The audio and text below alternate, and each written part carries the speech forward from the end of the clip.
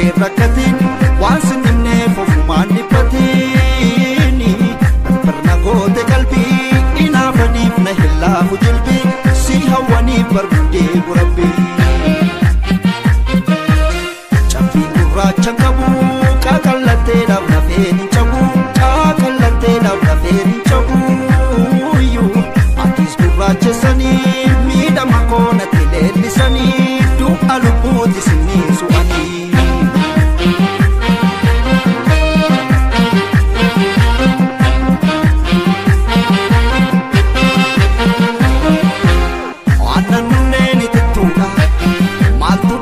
Lamarasa jalalti ke bochiftuudha laphee laphee tolna haasa amee kaloo nyaachisuuni amee siyaa mirgiftuufi bira qabee sitti muuni jaalalaan si dhuunfachuufi alkaniftuuboo akka addeessa gubaa laphee koo si qabbaneessa yoollee fagaattee Chabala fiko, situ walana. Wan jalala jalana malakafe, jalal kishe sene nanya bilafe. Darbata mezga tantare yo kufe, kufade tanka echite sitafe. Jalate sitafe, filate sitafe, achite sitafe, jalate sitafe. Filate sitafe, jalate sitafe, achite sitafe, jalate sitafe.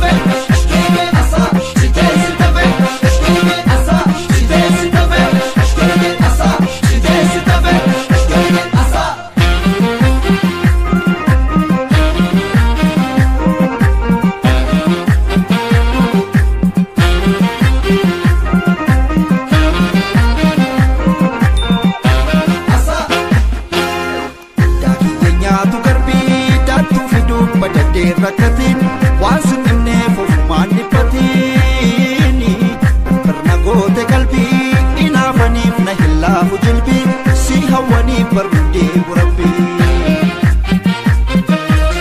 cabbii gurraacha qabu qaaqallatteedhaaf lafeen hin cabu qaaqallatteedhaaf lafeen hin cabu atis gurraachessanii miidhama koonatti leellisanii du'a lubbuuti sinii su'anii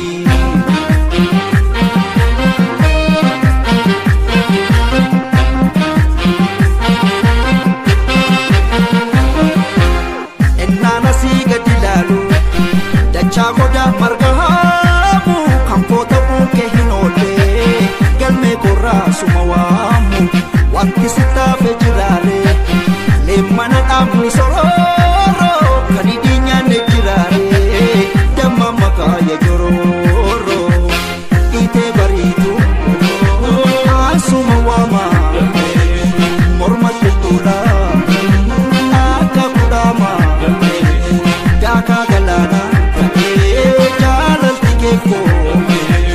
Kontuna basi, yada diego. Wan jalala jarana malakafe, jalal kishe sene nanya bilafe. Darbata mezga tantare yo kufe, kufade tanka echite sitafe. Jalate sitafe, filate sitafe, achite sitafe, jalate sitafe. Filate sitafe, jalate sitafe.